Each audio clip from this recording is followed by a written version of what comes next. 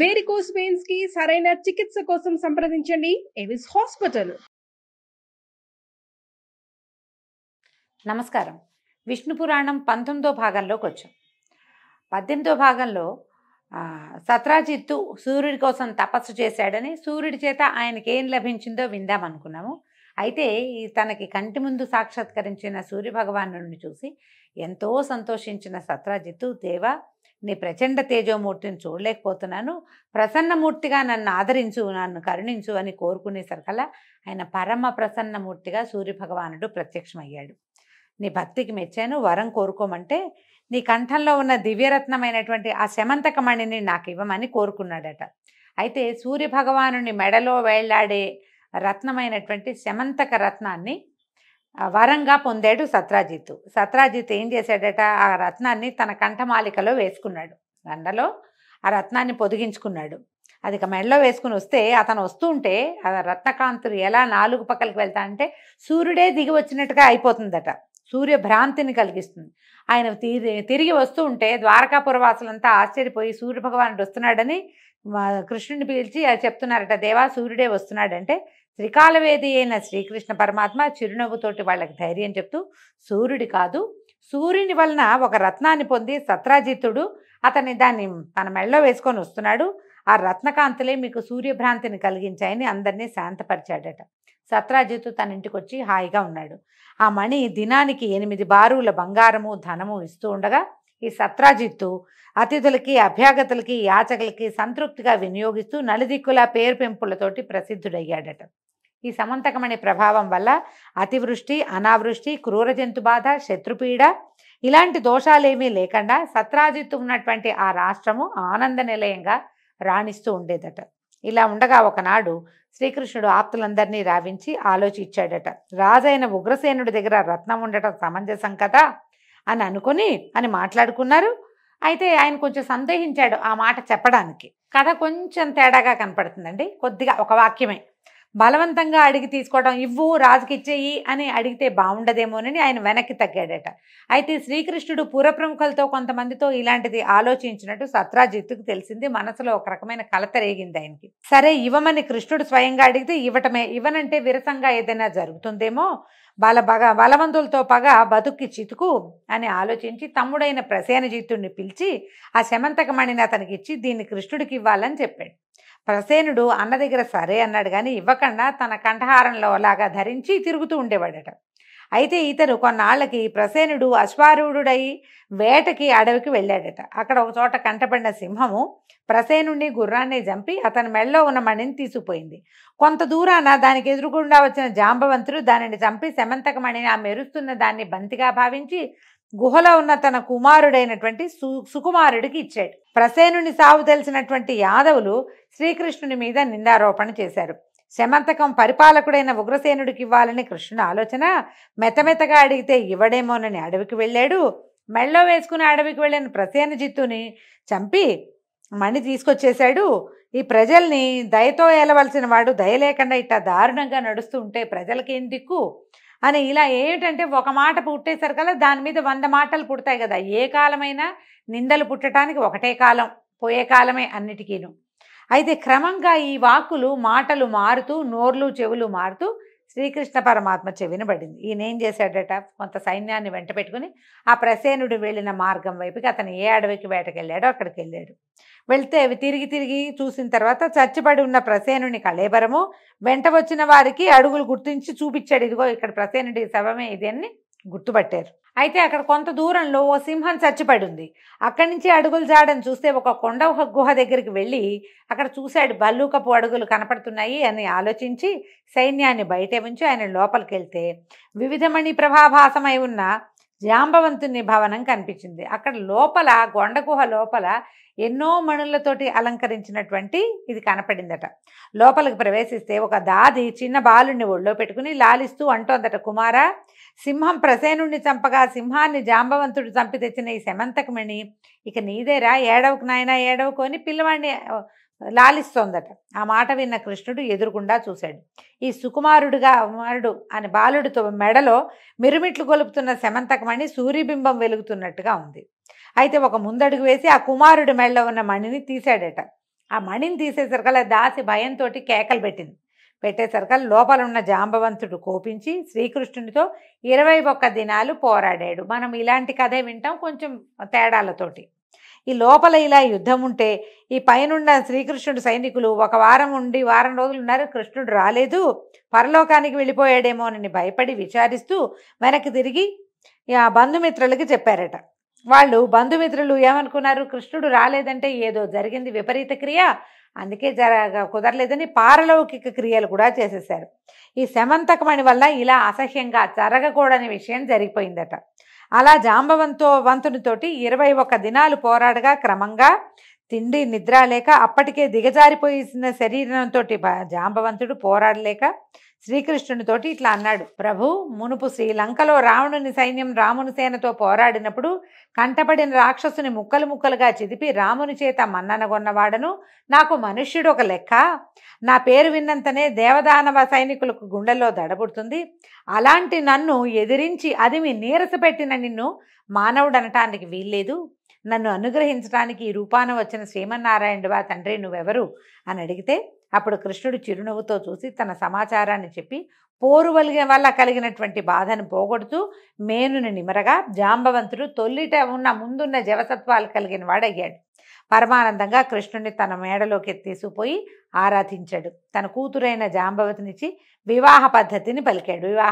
వివాహం చేసుకొని ఆయన ఈ కూతురుని ఇచ్చేశాడు. శమంతకంతో పాటు మరికొన్ని వస్తువులు వస్త్రాలు అరణంగా ఇచ్చాడు. అవన్నీ తీసుకుని శ్రీకృష్ణుడు జాంబవతితో సహా ఆనందంగా ద్వారక్కి తిరిగొచ్చాడు. కృష్ణుని చూసి పురవాసులు పరమానంద భరితులై ఆనందించారు. కృష్ణుడు జాంబవతిని మేడలోకి చేర్చి కిందకి వచ్చి సత్రాజిత్తుని రమ్మని కబురు చేశాడు. సత్రాజిత్తు వచ్చాక కృష్ణుడు సమంతకాన్ని సత్రాజిత్తునికి ఇచ్చి జరిగిందంతా చెప్పి తన మీద పడిన నిందని తానే పోగొట్టుకున్నాడు. ఇదే కథ మనం వినాయక వ్రతకల్పనలో చెప్పుకుంటాం. సత్రాజిత్తు బాగా ఆలోచించి ఈ మణి ఎప్పటికైనా నాకు అపాయకరమే, ఏం చేయాలి, దీని మీద కృష్ణుడికి కోరిక కలగకుండా చేయాలి, పైగా ఇప్పుడు ఇలాంటి నింద వేసి ఇంత పొరపాటు జరిగి మధ్యలో అసహ్యకరమైన పారలౌకిక క్రియలు చేయకూడనివి అవి కూడా దీనివల్లే జరిగింది కాబట్టి పెద్దలతో చెప్పి ఒప్పించి ఏం చేశాడు, తన కూతురైన సత్యభామని కృష్ణుడికి ఇచ్చి కళ్యాణం జరిపించాడు. కృతవర్మ అక్రూరుడు శతధన్వుని వద్దకు వెళ్ళి చూసావా సత్రాజిత్తు ఏం చేశాడో, మనలో ఒకరికి ఇస్తానని మునుపు చెప్పి సత్యభామని కృష్ణుడికి ఇచ్చాడు. అంటే ఈ సత్యభామణిని కృతవర్మకి అక్రూరుడికి వీళ్ళందరికీ ఎవరెవరికో ప్రామిస్ చేశాడనమాట. మనకిస్తానని చెప్పి కృష్ణుడికి ఇచ్చి పెళ్లి చేశాడు. ఈ పని మాకే కాదు నీకు కూడా సిగ్గు కలిగించేదే. దీనికి ప్రతిక్రియ ఏంటంటే వాడి దగ్గరున్న శమంతక రత్నాన్ని అపహరించాలి, ఎట్లా, వాడిని హతమార్చటమే, ఏమంటావు అంటే శతధన్వుడు వాళ్ళ మాటలు విన్నాడు. ఒక నిమిషం ఆలోచించి సరేనన్నాడట. అలా ఉండగా కొన్నాళ్ళు అయిన తర్వాత లక్క ఇంటనున్న పాండవులకు దుర్యోధనుడు హాని కలిగించాలనే ఉద్దేశంతో ఆ ఇంటికి అగ్నిని పెట్టే ప్రయత్నంలో ఉండటం తెలిసి ఆ ఆపద నుంచి వాళ్ళని కాపాడడం కోసం శ్రీకృష్ణుడు ద్వారక నుంచి వారణావతం వెళ్ళాడు. ఎక్కడైతే లక్క ఇల్లు ఏర్పరిచారో అక్కడికి వెళ్ళాడు. శతధన్వుడు తెలుసుకున్నాడు. ఇదే తగిన అదనని ఒకనాటి రాత్రి సత్రాజిత్తుని ఇంటికి వెళ్ళి ఇల్లాలు కుమారులు గోల పెడుతుండగా అతన్ని దారుణంగా చంపి శమంతకమణిని తీసుకెళ్ళిపోయాడు. మనం ఇంకో కథ వింటాం. శమంతకమణిని సత్రాజిత్తు సత్యభామణితో సహా ఇచ్చేశాడు శ్రీకృష్ణుడికి అని ఇందులో కొంచెం వేరుగా కనపడుతోంది. అయితే ఏం చేశారు, ఈ శమంతకాన్ని పట్టుకుపోయాడు శతధన్వుడు. ఈ కృతవర్మ అక్రూరుడు చేసిన దుర్బోధతోటే శతధన్వుడు ఈ దారుణ కర్మ చేశాడని సత్యభామ అర్థం చేసుకుంది. తగిన వీరభటల్ని వెంటుంచుకుని రథమెక్కి వడివడిగా తోలించి వారణావతానికి వెళ్ళిపోయిందట. భర్త దగ్గరికి వెళ్ళింది.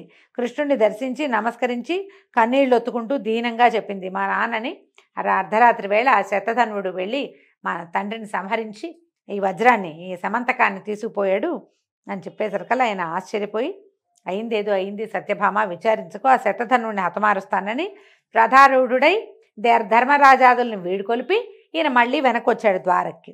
ఆ రాత్రి ఉగ్రసేనుడు బలరాముడు మొదలైన తన వారి వల్ల శతధన్వుని తులువతనం తెలిసి విచారించి కోపించి ఇట్లా అన్నాడట, సూర్యప్రసాదితమైన ఆ రత్నం వల్ల ప్రసేనుడు అరణ్యంలో సింహం చేత చంపబడ్డాడు.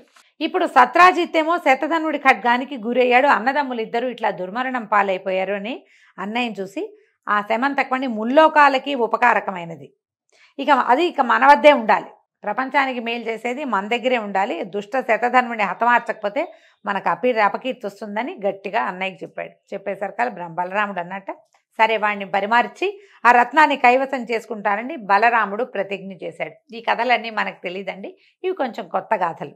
ఈ సమాచారం శతధన్వుడికి తెలిసింది. భయంతో వణికిపోయాడు. బలరాముడు అంటే మామూలు వాడా?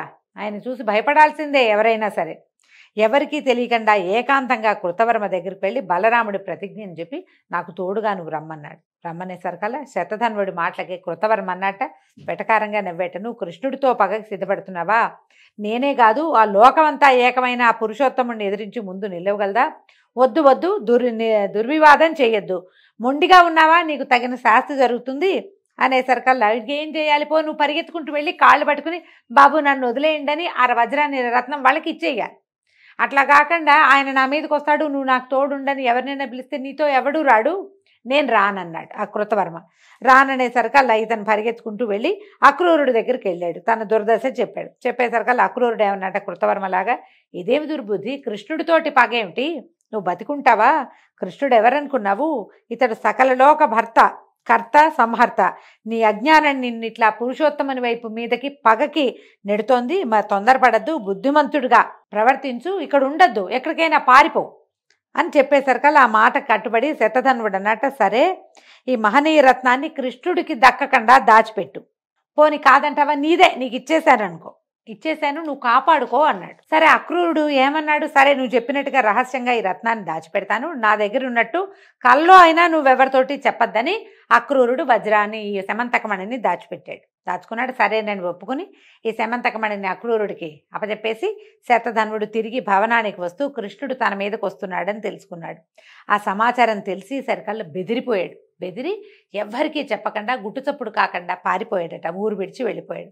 ఇంతలో ఏమైంది, కృష్ణుడు బలరాముడు తోడుగా ఈ బలరాం బయలుదేరి దారుకుడు సరదాగా రథమెక్కి శతధన్వుణ్ణి అనుసరించాడట. ఈ దారుకుడు ఎవరు? కృష్ణుని యొక్క రథసారథి. ఎక్కేసరికల్లా ఈ శతధన్వుడి గుర్రము వాయువేగంతో పారిపోయి మిథిలా నగరం పొలిమేరలో ఉన్న ఒక తోటలో ప్రవేశించి మరణించదట. గుర్రం పడి చచ్చిపోయింది. ఆ గుర్రం మీద ఉన్న శతధన్వుడు కింద పడిపోయాడు. వెంట ఉన్న కృష్ణుడు ఏం చేశాడట, ఈ శతధన్వుడి స్థితి గమనించి అన్నం చూసి, అన్నా నువ్వు రథం మీద ఇక్కడే ఉండు, వాడి సంగతి చూస్తానని ఈ రథం మీద నుంచి దిగి సింహంలాగా పరిగెత్తాడట. అంటే తదేక దృష్టితో పరిగెత్తాడు. పరిగెత్తేసరికల్లా ఏమైంది, అల్లంత దూరాన కనపడ్డాడు శతధన్వుడు. కనపడి నిలు అని హెచ్చరించి ముందుకు అడుగు వేశాడు. చక్రాన్ని విడిచిపెట్టాడట. చక్రం విడిచేసరికల్లా సుదర్శనాయుధం వెళ్ళి శతధన్వుడిని సంహరించింది. తల తగిలి పడిపోయింది. కళేబరం కింద పడింది. కృష్ణుడి దగ్గరికి వెళ్ళి కళేబరం మీద ఉన్న నగలన్నిట్లలో చూశాడు, కానీ శమంతకం కనపడలేదు. కనపడిపోయేసరికి వెనక్కి తిరిగి వచ్చి బలరాముడితో చెప్పాడు, అన్నా వాడి దగ్గర శమంతకం కనిపించట్లేదు, ఆశ్చర్యంగా ఉందనేసరికల్లా బలరాముడికి కోపం వచ్చింది. కోపం వచ్చేసరికల్లా నాకు ఇవ్వాల్సి వస్తుందని మోసపు మాటలు మాట్లాడుతున్నావా, పో, నీతో ఉనికి తగదు, నీతో ఉండకూడదు, నువ్వు అబద్ధాలు ఆడుతున్నావని చిరాగ్గా మాట్లాడాడట బలరాముడు. కృష్ణుడు ఆ మాటలకు బాధపడి, అన్నా వాని దగ్గర లేదంటే నేను మోసం చేశానా?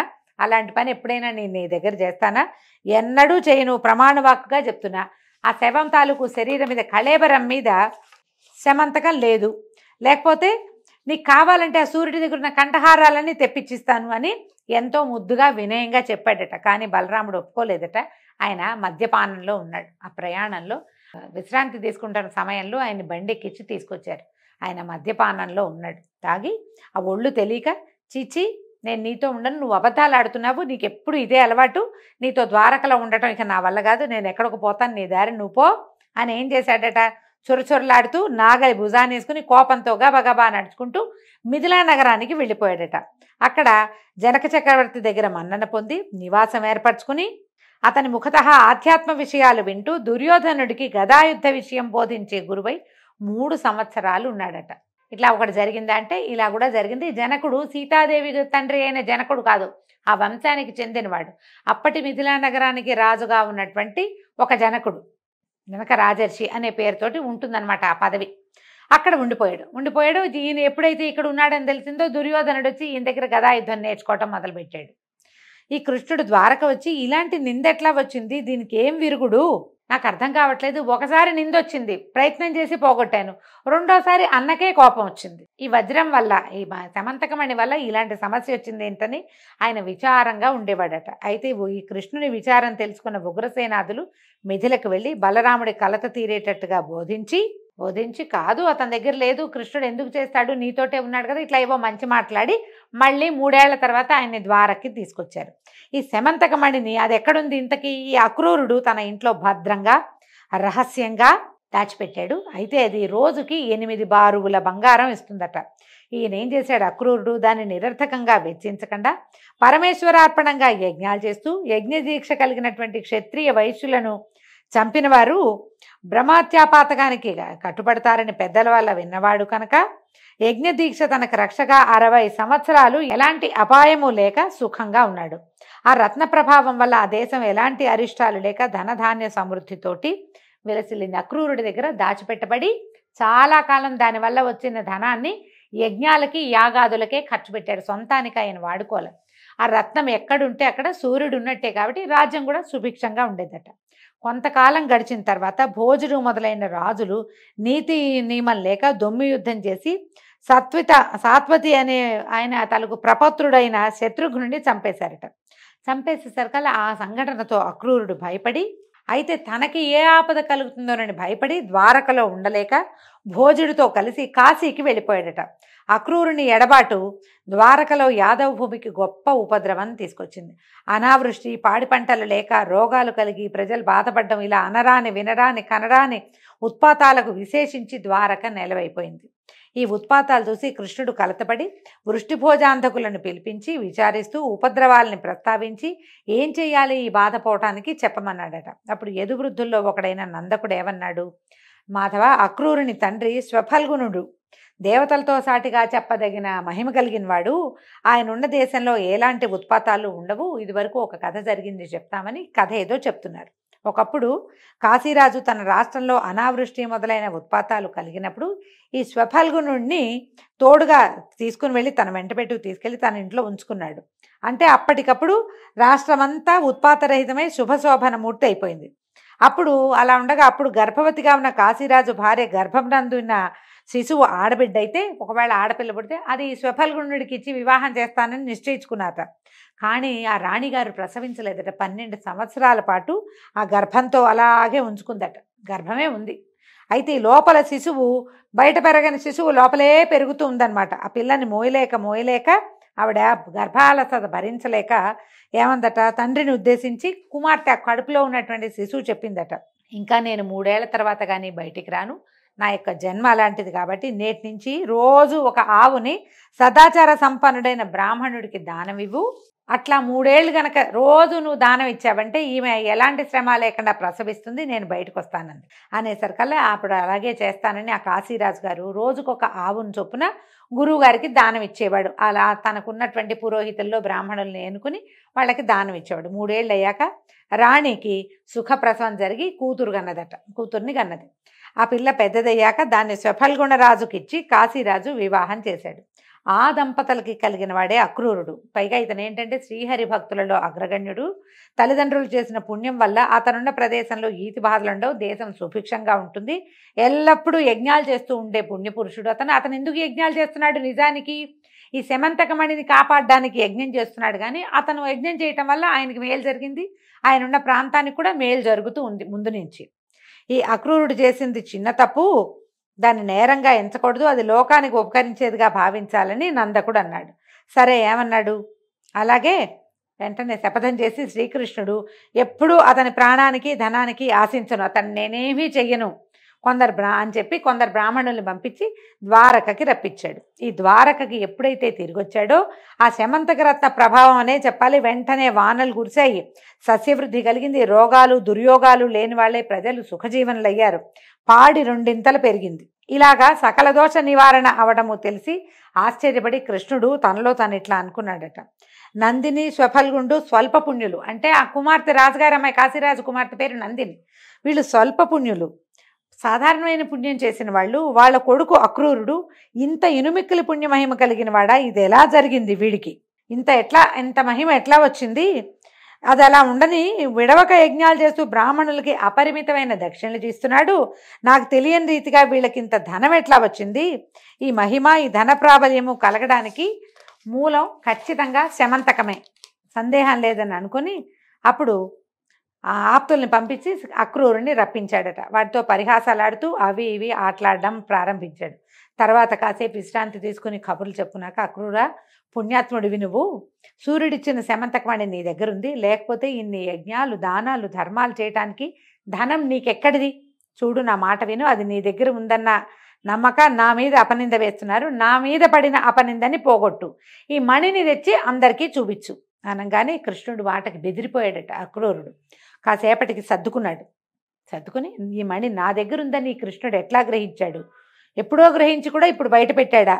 సరే, నేను అలాగే దాచి ఉంచితే లేదని తప్పుడు మాట్లాడితే వదులుతాడా నన్ను? భయం వేస్తోంది ఓ పక్కన అని. అలాగని అబద్ధం చెప్తే ప్రాణం మీద తెచ్చుకోవటమే, ఎందుకు వచ్చిందని ఆ పట్టుదట్టిలో మూటగట్టి ఉంచిన శమంతకాన్ని తీసుకొచ్చి కృష్ణుడికి అప్పచెప్పాడట.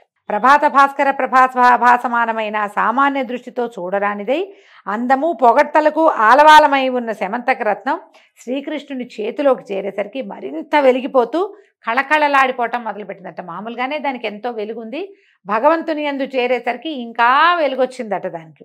అక్కడున్న వాళ్ళంతా ఆశ్చర్యపోయారు, జయ జయధ్వానాలు చేస్తే అక్రూరుడు అన్నాడట, అయ్యే కృష్ణ, నీ దయ నాపై ఉన్నందువల్లే ఈ దివ్యరత్నం నా వద్ద ఉండటం జరిగింది, విశేషించి నాకు ఇంత సంపద కూడా కలిగింది, కాకపోతే ఇట్లా జరుగుతుందా? ఈ రత్నం మీద ఆశతో ప్రసేనుడు, సత్రాజిత్తు, శతధనుడు చనిపోయారు. నా మనసులో బాధ అదే, ప్రాణహాని జరుగుతుంది దీనివల్ల అని భయంగా ఉంది. సరే, ఆ బాధ నేటితో తీరిపోయింది. నేను నా వద్ద ఉంచుకోవటం లోకోపకారం కోసమే. నువ్వు అడిగితేనే కానీ స్వయంగా నేను నీకు ఇవ్వదలుచుకోలేదు. దాచిన పదార్థం అడిగితే కానీ ఇవ్వకూడదని పెద్దల మాటట. అడిగావు, సమర్పించా, ఇక నాకే గొడవ లేదు. నీ కోరిక ప్రకారం కానీ నేను నిన్ను మనసులో ఆరాధించే భక్తుడిని నన్ను కరుణించమన్నాడు. అప్పుడు ఏం చేశాడు? ఈ కృష్ణుడు ఆదరంగా మంచి మాటలతో అతను ఆనందపరిచాడు. ఈ శమంతకం మీద ఉన్న ఆశతోటే బలరాముడు ఈ మణి కోసమే ఊరు విడిచి వెళ్ళాడు. ఆ రోజు అంతే కదా, నువ్వు నాకు ఇవ్వాల్సి వస్తుందని, నువ్వు అబద్ధం చెప్తున్నావని తమ్ముడితో దుర్భాషలాడి ఆయన మిథిలా నగరానికి వెళ్ళిపోయాడు. మా నాన్న సొమ్ము నాకే చేరాలని సత్యభామ కోరిక అని ఆలోచించి, ఈ గృహకలహం ఎందుకు, ఇప్పుడు ఆ వజ్రం, ఆ శమంతకమణి బలరాముడికి ఇస్తే అన్నయ్య నిందబాపుకోవచ్చు, కానీ మా నాన్నది నాకు ఇవ్వకుండా ఆయనకి ఎందుకు ఇచ్చారని సత్యభామ అనుకుంటుంది. వీళ్ళిద్దరికీ పోట్లాట వస్తుందని ఏమన్నాడంటే, అయ్యా అక్రూరా, ఇది బ్రహ్మచర్యాన్ని నిరాఘాటంగా పరిపాలించే వాళ్ళ దగ్గరే ఉండాలి, కానీ గృహస్థుల దగ్గర ఉండకూడదు. నాకు లెక్కకు మిక్కిలిగా ఉన్న కాంతలతో ఉన్న నా దగ్గర అసలు ఉండకూడదు. నన్నే ఎంతో ప్రేమగా చూస్తూ ఎడబాయకుండా ఉండే సత్యభామ కూడా ఇది తగదు. ప్రతిదినము ఎంతో కొంత మద్యపానం చేసే అలవాటు ఉన్నటువంటి బలరాముడి దగ్గర కూడా ఇది ఉండకూడదు. నిష్కల్మషుడివి, బ్రహ్మచర్యం విడువక పాలించేవాడివి, పరమ భాగవతోత్తముడివి, నువ్వే దాన్ని భరించు, అనాయాసంగా భరించగలుగుతావు అని ఇచ్చేశాడట. దాంతో అక్రూరుడు సంతోషంగా దాన్ని తీసుకుని కృష్ణుడితో చెప్పి తన నివాసానికి వెళ్ళిపి అప్పటిదాకా దాచిపెట్టినటువంటి ఈ శమంతక రత్నాన్ని తన కంఠమాలికలలో చేర్చి ధరించడం మొదలుపెట్టాడట. ఈ విధంగా తనకు కలిగిన నిందను పోగొట్టుకున్నటువంటి కృష్ణుడు ప్రశాంత చిత్తుడై ఉన్నాడు. ఈ కథ వినిన వారు ఎలాంటి అపనిందలు పొందక మంచి పేరు కలవారే పుత్రపౌత్రాభివృద్ధిగా ప్రమోదంగా జీవితం గడుపుతారు. మనము ఒక చిత్రమైన వృత్తాంతాన్ని వింటామండి. అదే వృత్తాంతం తాలూకు తరువాయి భాగాన్ని ఈరోజు విష్ణు పురాణంలో విన్నాం. దీంతో సెలవండి. రేపు ఉదయం తరువాయి భాగంలో మళ్ళీ కలుసుకుందాం. నమస్కారం.